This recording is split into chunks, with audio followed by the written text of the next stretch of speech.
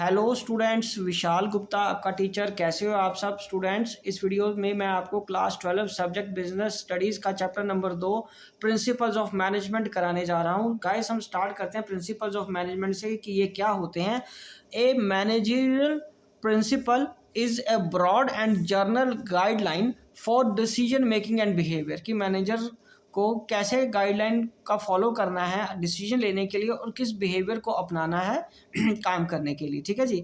तो सबसे पहले हम बात करेंगे कि nature of principles of management क्या होती है। Nature of principles of management का मतलब है यूनिवर्सल एप्लीकेबिलिटी। तो प्रिंसिपल हर ऑर्गेनाइजेशन में एप्लीकेबल होती हैं। जर्नल गाइडलाइंस होती हैं, ये कोई श्योर शॉर्ट आंसर नहीं होता किसी सोल्यूशन का, बस ये एक जर्नल गाइडलाइंस है कि आपको किस तरीके से बिहेव करना है। Formed by practice and experiment, क्योंकि हमें ह्यूमन बिहेवियर से के डील करना है, इसलिए बार बार एक्सपेरिमेंट्स या प्रैक्टिस करके उसको फॉलो किया जाता है। फ्लेक्सिबल होते हैं, जो सिचुएशन के हिसाब से मोल्ड हो जाते हैं।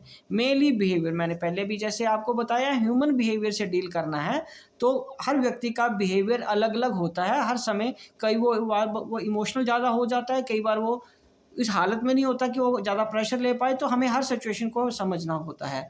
कॉज एंड इफेक्ट रिलेशन, की एक चीज़ के करने से उसका क्या इम्पैक्ट आएगा, ये देखना बहुत ज़रूरी होता है प्रिंसिपल्स ऑफ मैनेजमेंट में। तो कंटिजेंट का मतलब है कि हर जो प्रिंसिपल है वो हर सिचुएशन में सेम तरीके से लागू नहीं होता, उसका एप्लीकेबल होना या नहीं एप्लीकेबल होना डिपेंड करता है एक पर्टिकुलर सिचुएशन पे। Significance of principles of management. So, providing manager with useful insight into reality. Managers को ये एक इंसाइट देता है यूजफुल, ताकि वो रियलिटी को अच्छे तरीके से समझ सके। दूसरा, optimum utilisation of resources and effective administration के लिए ये बहुत ज़रूरी है कि हम रूल्स एंड रेगुलेशंस का फॉलो करें और प्रिंसिपल्स को अपना के सक्सेस हासिल करें, गोल को अचीव करें। जो साइंटिफिक डिसीजंस लिए जाते हैं इससे। मीटिंग चेंजिंग इन्वायरमेंट रिक्वायरमेंट्स, आपको पता कि जो बिजनेस इन्वायरमेंट है वो बहुत डायनामिक होता है, तो जो बिजनेस इन्वायरमेंट में चेंजेस आती जा रही हैं उन रिक्वायरमेंट्स को मीट करने के लिए भी प्रिंसिपल्स हमें हेल्पफुल होते हैं। फुलफिलिंग सोशल रिस्पॉन्सिबिलिटी, ये हमारे सोसाइटी के मैनेजमेंट को सोसाइटी के दूसरे सेक्शंस के प्रति जिम्मेदारी को पूरा करने में भी हेल्पफुल होते हैं। ठीक है गाइज। तो अब हम बात करेंगे नेक्स्ट इसके पॉइंट की मैनेजमेंट ट्रेनिंग एजुकेशन और रिसर्च का पार्ट बनते हैं ये प्रिंसिपल्स। तो अब हम बात करेंगे सबसे पहले फ्योल के प्रिंसिपल। हेनरी फ्योल एक फ्रेंच माइनिंग इंजीनियर थे, उन्होंने अपने एक्सपीरियंसेस के बेसिस पे 14 प्रिंसिपल्स डेवलप करे थे, जिनको हम 14 प्रिंसिपल्स ऑफ जर्नल मैनेजमेंट भी बोलते हैं। तो एक एक करके हम इसकी एक्सप्लेनेशन को समझेंगे। सबसे पहले गाइस आता है हमारे पास division of work. Division of work का मतलब है, जैसे कि आप नाम से समझ पा रहे हो, work is divided into small task. Work is divided into small task and distributed according to experience, skill and expertise के हिसाब से उनको काम सौंप दिया जाता है, उससे एफिशिएंसी बढ़ती है। ठीक है जी। ये बहुत सिंपल चीज़ें हैं, इसको आप ऐसे ही समझने की कोशिश कीजिए। ओके, नो डाउट बुक्स में बहुत सारा लिखा होता है, वो आपको पढ़ना भी पड़ेगा, याद भी करना पड़ेगा, लेकिन मैं क्रक्स के फॉर्म में आपको समझा रहा हूँ। अब हम बात करेंगे authority and responsibility. Authority and responsibility में सबसे पहले आता है अथॉरिटी टू टेक डिसीजन। ठीक है जी। Authority to take decision, to perform responsibility. Simple बात, किसी एक व्यक्ति को अपनी रिस्पॉन्सिबिलिटी पूरी करने के लिए थोड़ी अथॉरिटी भी दी जानी चाहिए। जब तक आप उसको अथॉरिटी नहीं दोगे वो अपना काम पूरा ढंग से नहीं कर पाएगा। तो इसका मतलब authority shall be equal to responsibility. Responsibility के बराबर की अथॉरिटी होनी चाहिए, ये प्रिंसिपल ये कहता है। ना ही अथॉरिटी ज़्यादा होनी चाहिए, ना ही रिस्पॉन्सिबिलिटी ज़्यादा होनी चाहिए, अदरवाइज वो कोई भी व्यक्ति काम परफॉर्म टाइमली नहीं कर पाएगा।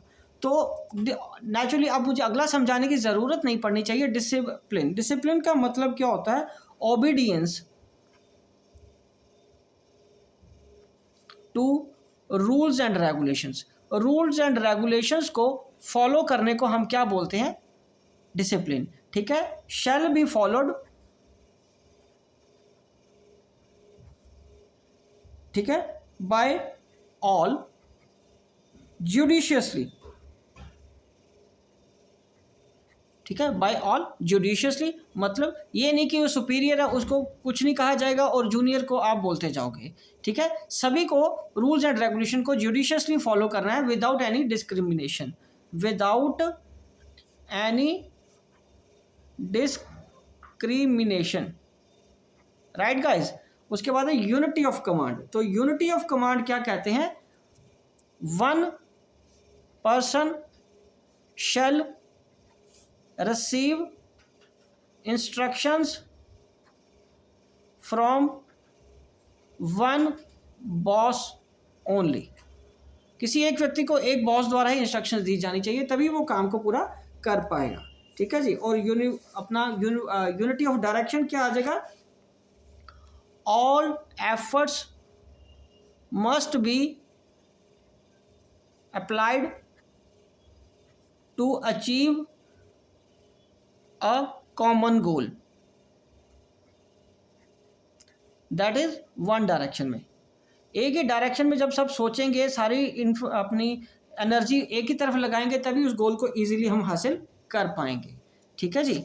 तो उसके बाद आगे क्या आ जाएगा, next subordination of individual interest to general interest.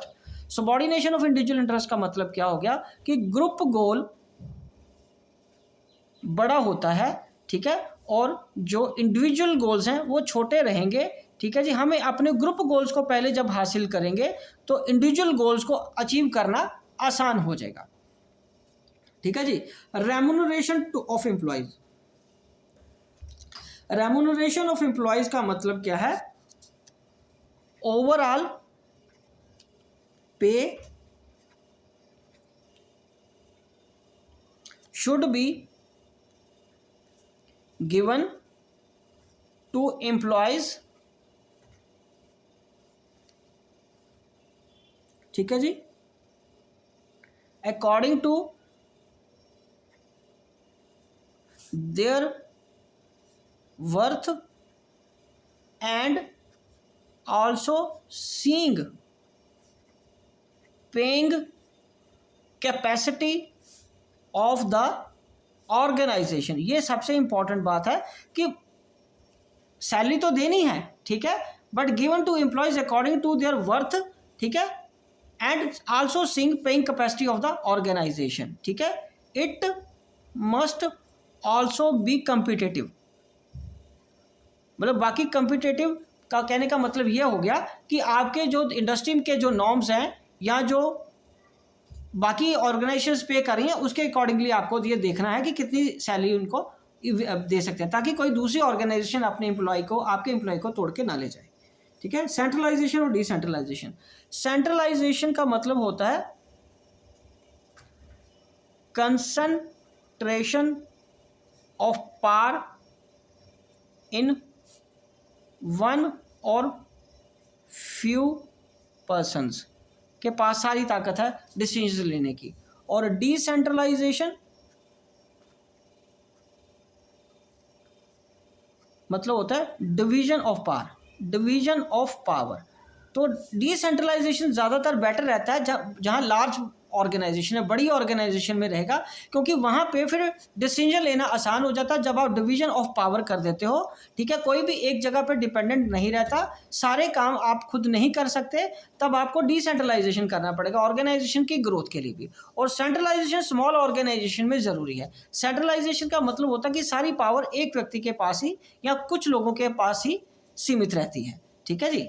तो आपको ना तो पूरी तरह सेंट्रलाइज करना होता है, ना ही पूरी तरह डिसेंट्रलाइज करना होता है, ठीक है जी। आप रूटीन के वर्क को डिसेंट्रलाइज कर दीजिए और जो इंपॉर्टेंट फंक्शंस हैं उनको सेंट्रलाइज ही रहने दीजिए, स्ट्रेटेजिक इंपॉर्टेंस के जो फंक्शन है। उसके बाद स्केलर चेन का क्या मतलब होता है, स्केलर चेन का मतलब है formal lines of authority shall be followed, ठीक है, but in emergency we can use gang Planck,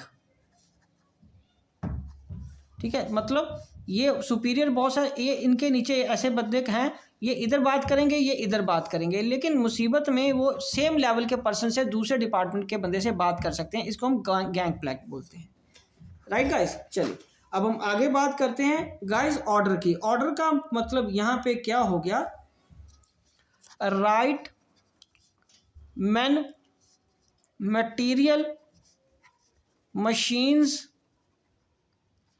eight right place to increase efficiency, efficiency को बढ़ाने के लिए। ठीक है गाइस, चलिए अब हम आगे बात करते हैं इक्विटी की।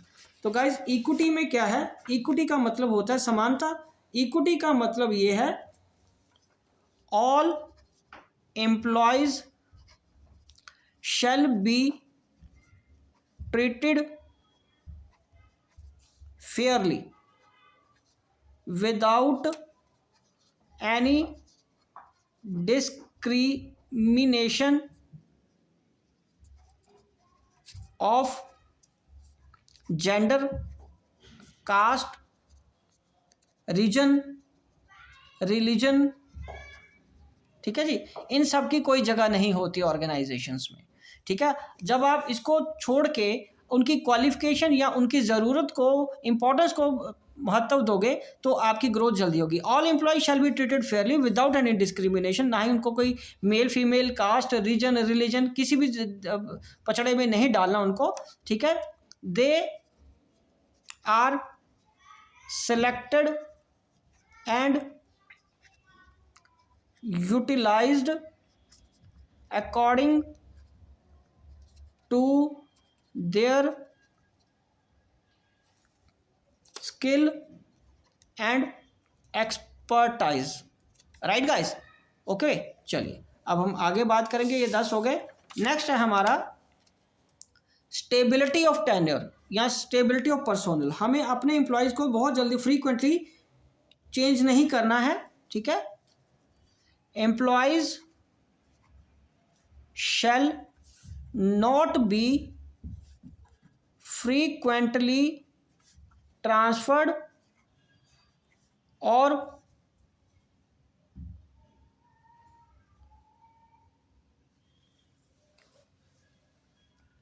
शंट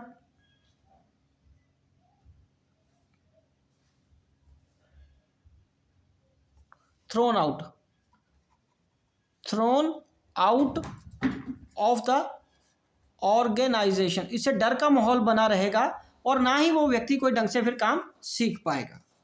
राइट गाइस, अब हम आगे बात करते हैं इनिशिएटिव की। इनिशिएटिव का मतलब होता है एम्प्लॉयज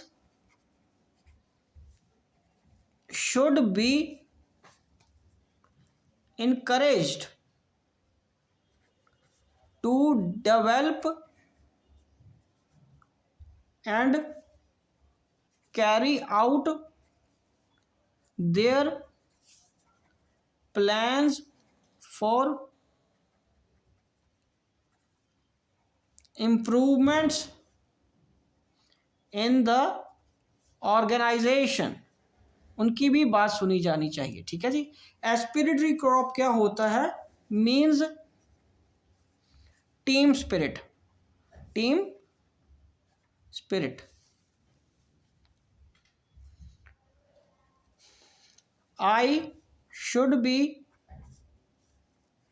रिप्लेस्ड विद वी, मतलब मैं काम नहीं कर रहा, हम काम कर रहे हैं, मेरा फ़ायदा नहीं होगा, हमारा फ़ायदा होगा। ठीक है, ओके। तो इस तरीके से काम करना है हमें टू अचीव ग्रुप गोल्स। ठीक है गाइज। तो गाइज इसी के साथ ये टॉपिक मैं यहीं पे कंक्लूड करता हूँ और उसके बाद अगली वीडियो में हम साइंटिफिक प्रिंसिपल्स को अंडरस्टैंड करेंगे। तो इसलिए आप मेरे चैनल को सब्सक्राइब करके वीडियोस देखते रहिए और अपना कोर्स कंप्लीट करते रहिए। Wishing you good luck.